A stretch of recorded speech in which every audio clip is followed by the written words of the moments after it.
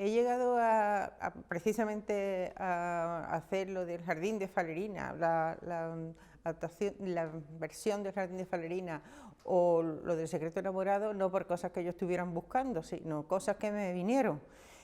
Por ejemplo, lo del Jardín de Falerina fue porque Guillermo Vera se puso en contacto conmigo y además no solamente contó con eso, sino que también escogió unos poemas míos de devocionario y se las propuso a 4 coreógrafas que también eran bailarinas, hizo una especie de ballet con 4 poemas míos de devocionario, ¿no?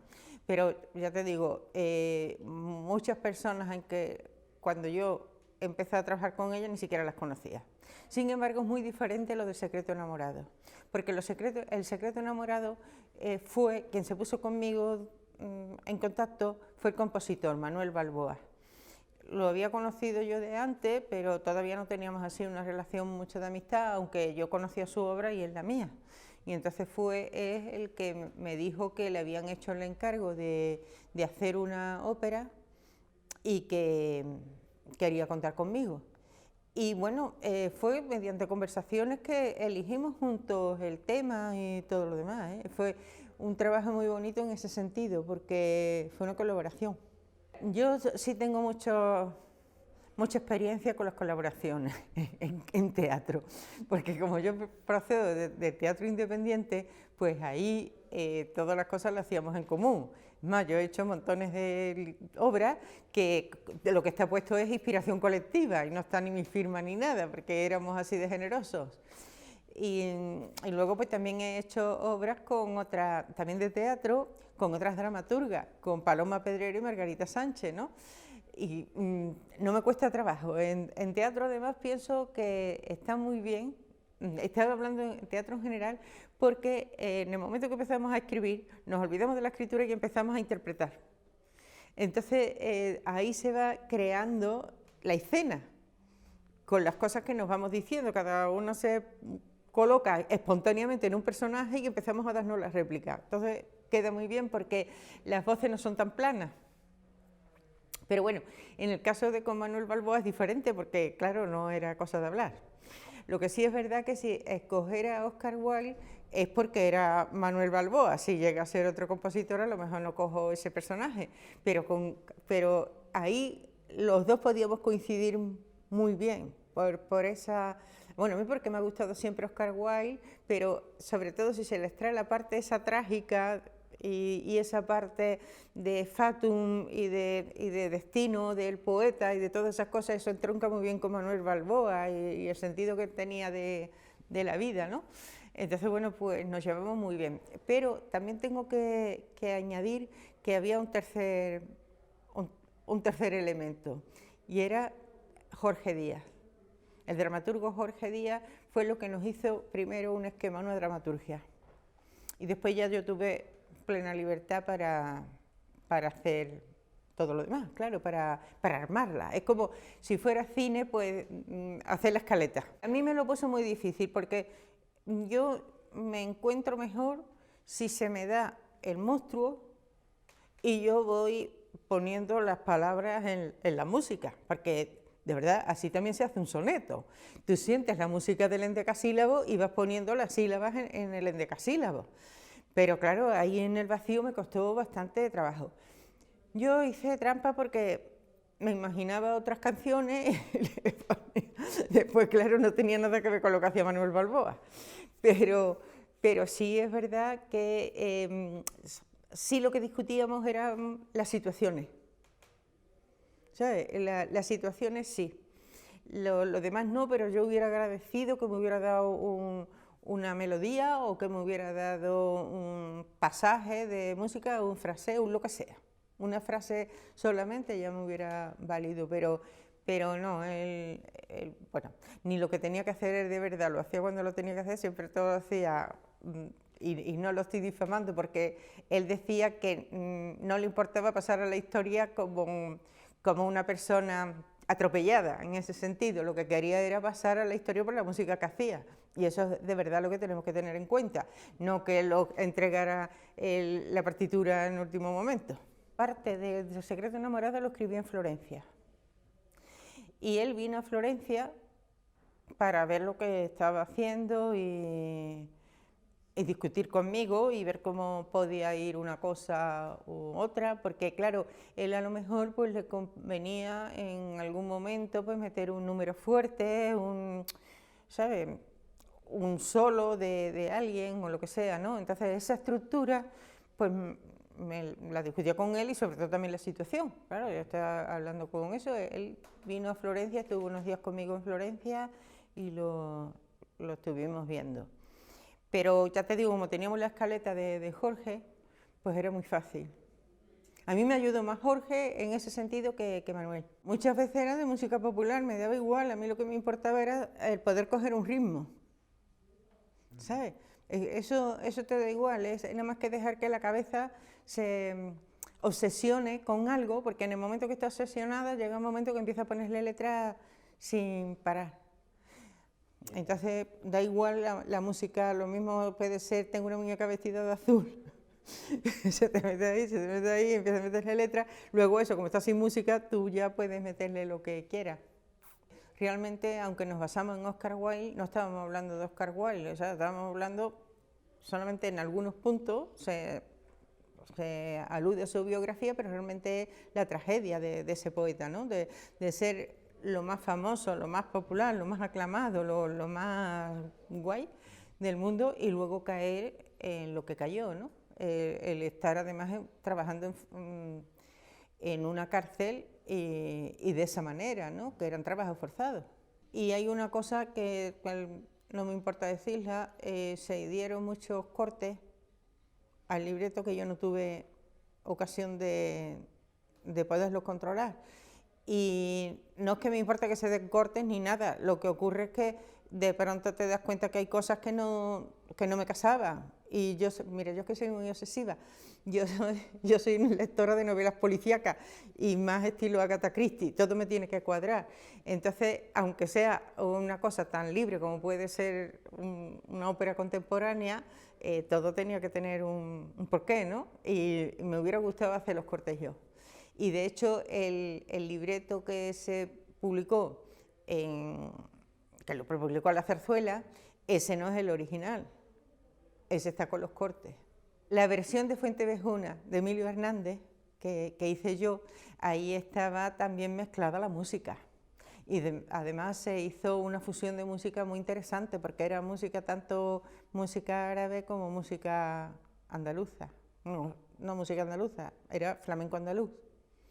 Y fue una fusión maravillosa y fue también un trabajo muy interesante para mí, del Centro Andaluz de Teatro.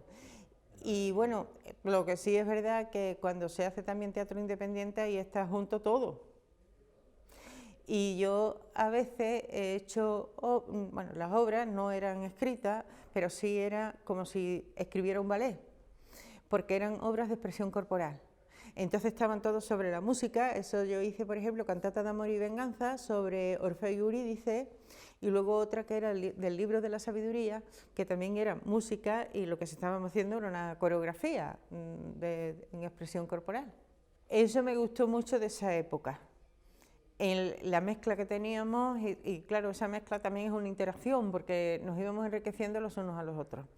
Y claro, para mí además era muy fácil en el sentido que venía como te digo, del teatro independiente. Es que yo he hecho teatro antes de escribir libros. Antes de escribir libros, escribí el libreto. Yo en el Jardín de Falerinas, lo importante para mí fue que estuve a pie de obra, digamos. Estaba en todos los ensayos, o casi todos, y sobre todo los primeros, que son los más importantes. Y te voy a decir por qué. Yo lo que hago en las versiones es que no solamente me dedico a cortar, a poner no sé qué, sino cuando yo veo una palabra del siglo XVII que no entra, busco otra del siglo XVII, no la voy a poner, porque no, es que de verdad tiene ¿sabes? Tiene que tener ese oído del XVII. Entonces busco otra del 17 que se pueda acoplar. Si tengo que cambiar el verso entero, cambio el verso entero. Y también otra cosa, si es una octava real, tiene que ser una octava real. No puedo cortar por medio como hacen muchos, que el corte y pega antes de los ordenadores lo ha utilizado la gente con mucha alegría. Eso no lo he hecho yo nunca. O sea, o quito la estrofa entera claro, o la respeto. Y entonces lo que pasaba que muchas veces yo veía que un actor, una actriz, es que no sé si se recuerda que eso se hizo de alguna manera eran actores y actrices, pero estaban empezando. Era un curso que había dado Guillermo Heras de teatro clásico. Entonces muchos de ellos no tenían todavía una soltura para dominar determinadas palabras. Entonces yo iba, se lo contaba, se lo explicaba, y si no lo podían hacer orgánico, pues se la cambiaba. Porque la cuestión es que no sonara, aunque fuera del siglo XVII, pero tenía que sonar como algo natural, no como algo de cartón piedra. Y ese trabajo pues sí me gusta mucho, porque es adaptar y adaptar, ¿no? Adaptar la adaptación. Porque yo estaba en los ensayos y yo veía que esa persona estaba diciendo eso de una manera muy rara y porque no sabía lo que estaba diciendo. Entonces yo llegaba, le explicaba lo que quería decir la palabra. Mira, por ejemplo, la palabra fortuna. La palabra fortuna no la entendían ellos como suerte, porque la fortuna puede ser, para el siglo XVII, podía ser aciaga, no tenía que ser feliz. Entonces eso ellos no les daba la cabeza hasta ahí. Se creía que la fortuna era algo bueno, ¿no? Era algo positivo. Entonces, claro, tú se lo explicas, lo entienden, lo aceptan, bueno, bien, lo saben decir, muy bien, pero si no, o sea, porque no les sale, porque lo que fuera, pues entonces se cambia la palabra. Mira, eso también me pasó con el CAT, ¿sabes? Ahí yo fui montones de veces a Sevilla para ver cómo estaban haciendo las cosas, para ver qué cosas se podía cambiar. Algunas cosas las veía yo, pero otras cosas las veía Emilio Hernández. Me decía, mira, esto no va, o cómo ponemos esto, o qué cosa, ¿sabes? Y a lo mejor también yo hacía propuestas que no valían. Eso también, pues no pasa nada, ¿no? Se trabaja. Porque además lo más emocionante de todo esto es cuando todavía el texto está plano, digamos, y cómo de pronto empieza a corporizarse, cómo de pronto los papeles se caen de la mesa y empieza la gente a apropiarse de su personaje. Esa parte es preciosa. Y de repente ya, aunque no estén interpretando propiamente dicha, aunque no estén en el escenario, ya lo que estás viendo ahí es algo que va para arriba. De devocionario, lo que te voy a contar, estábamos hablando, sacándole falta a Manuel Balboa, pero hay una cosa que yo creía que a Guillermo Heras le iba a dar un ataque al corazón. ¿Por qué? Había un vestido, bueno, era un maillot, que estábamos ya para levantar telón y no había llegado.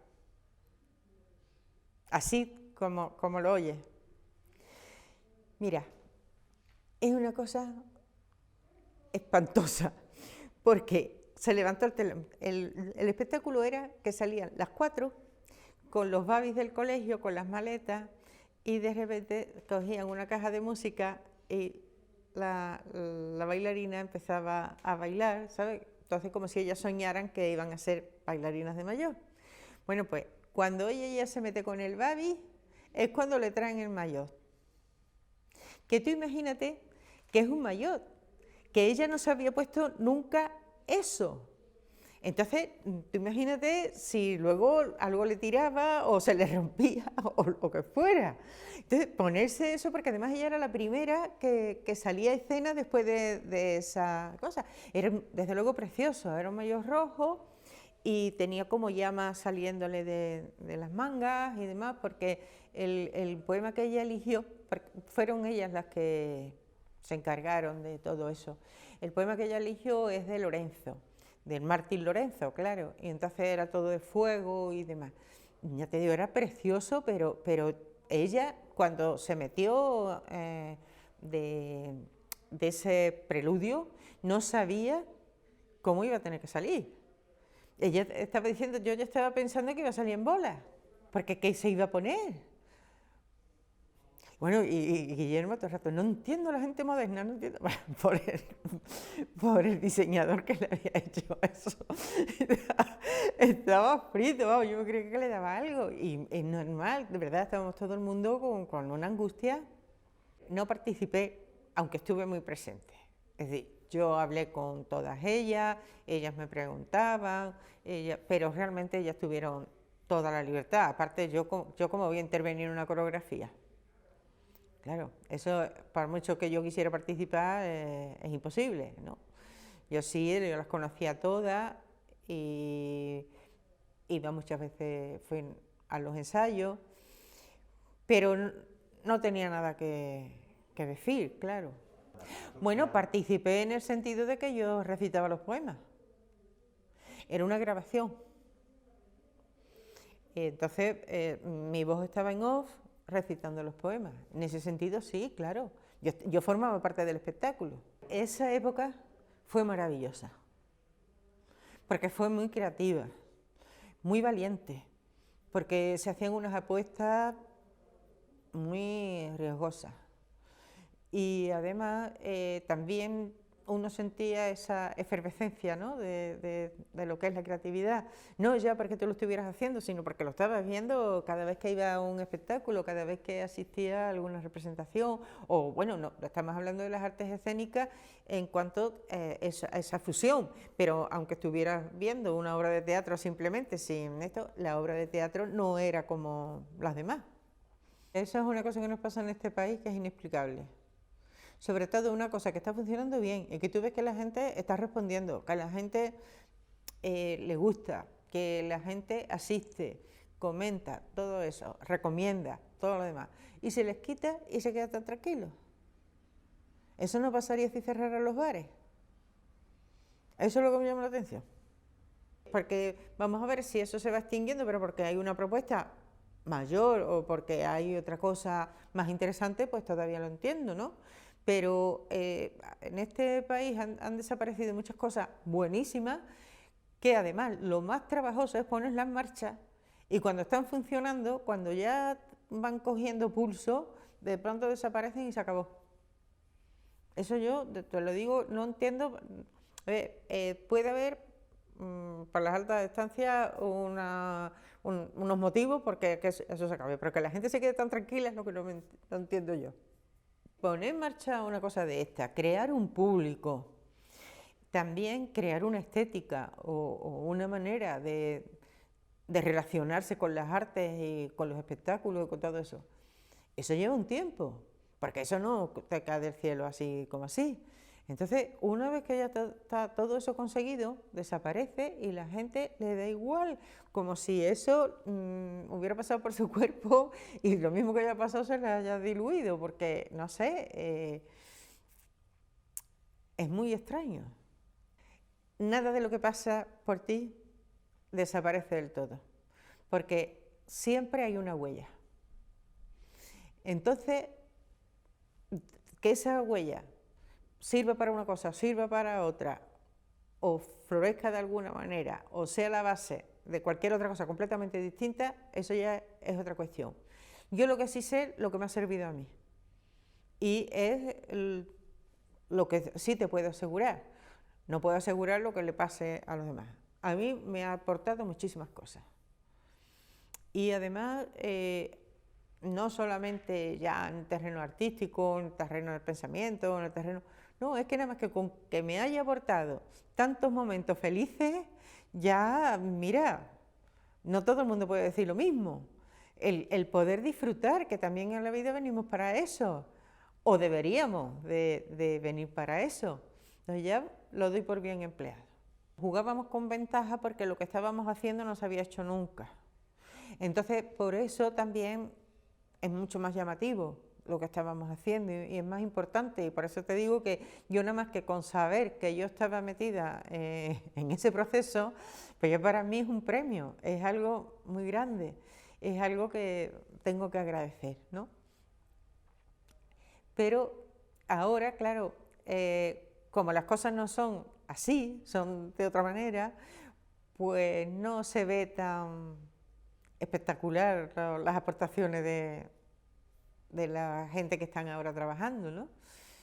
Pero no todo está perdido, también hay cosas muy interesantes, ¿no? Lo que pasa es que en aquel tiempo tú sabes de dónde veníamos y de pronto aquello pues ya deslumbraba. Ten en cuenta además que pasó una cosa, mucha gente estaba con la coartada de que tenían cosas maravillosas, pero por culpa de la censura no se podían hacer, y no sé. Bueno, no había nada, y lo que había no interesaba. Y de repente salen unas cosas que no tenían nada que ver con que hubiera habido antes censura o no hubiera, porque no tenía nada que ver, era como un borrón y cuenta nueva. Entonces surge una cosa que parece que surgía de la nada, y es mentira, esa gente estábamos ahí, ¿no?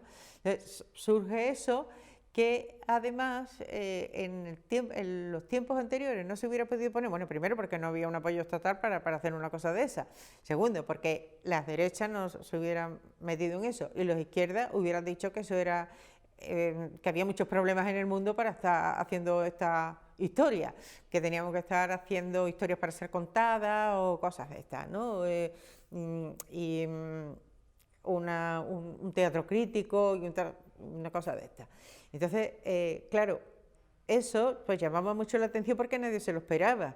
Todo el mundo pensaba que se iba a morir Franco y íbamos a poder decir lo que no se podía haber dicho, pero en otra dirección. Y eso no se dijo en la vida. Yo te digo, en la música misma, que se muere Franco y lo que se empieza a cantar es Yo caí enamorado de la moda juvenil. Claro, entonces toda esa gente que estaban todo el rato queriendo esperar no sé qué momento para decir no sé qué cosa, pues resulta que esas cosas ya no interesaban las que tenían que decir.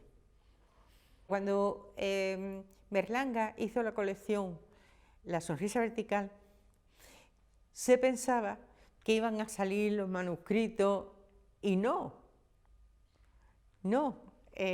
Los que empezaron a salir, me refiero a españoles, no los clásicos ni nada, sino los de nuevo cuño, eran verdaderamente de nuevo cuño, lo que estaban escribiendo la gente en ese momento, no lo que tenían guardado en el cajón.